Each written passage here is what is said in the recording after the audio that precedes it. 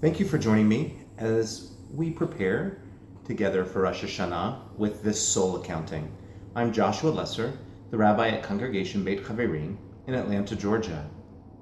As we continue thinking about the theme, love of God, I want to build on this sense of wonder and curiosity.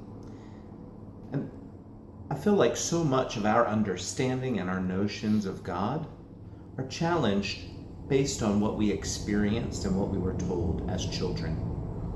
And that as we evolve, our God concepts and our opportunities and abilities to speak about and explore God often did not grow along with us. And so I think that it's important to kind of look back and see what some of the most informative moments were. For me, in thinking about love of God, I remember I'm going to go back quite a while when I lived in South Carolina for a brief period of time. My parents took me to the state fair. I was in Hebrew day school at the time, and I loved to pray.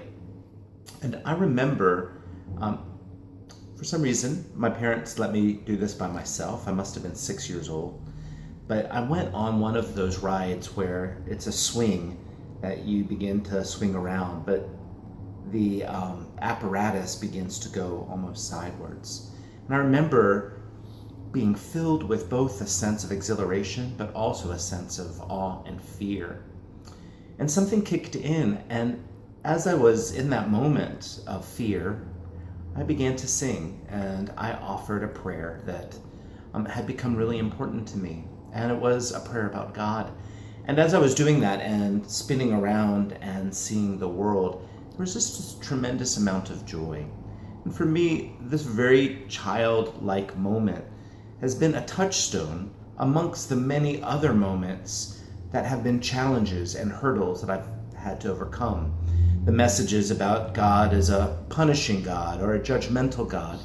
And as Rosh Hashanah is called the days of judgment, there may be a way that we come against some of these things that we don't believe.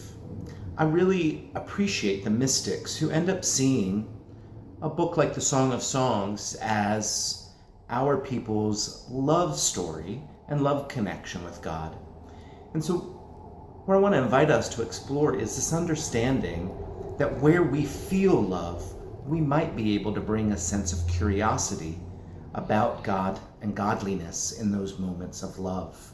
Whether that's just a love of the world, which is what I felt as I was spinning around and feeling exhilarated at 6, or even very recently when I found myself on an incredibly beautiful hike. When we think about the Song of Songs, Rabbi Akiva, for me, one of the rabbis I connect to most from the Talmud, offers this teaching that if all of our sacred texts are holy, the Song of Songs is the Holy of Holies. So this love poem is where we enter into a very intimate, deep connection. And so this hike that I just mentioned, I took this opportunity to really take in being separate from the world and seeing how beautiful everything was around me. I hiked through wildflowers, a glacial cap, and into this place where there was a glacial lake. And there was something about this continued expansiveness that I would say that process of the beauty and the connection with the world was a sense of what I knew as God and godliness in the world. So what I would love for you to do is to get your notebook and a pen and think about the times where you have both a deep sense of connection and love, whether that be for another person or for a place or an experience, and see what you can find about what that experience might teach you about God.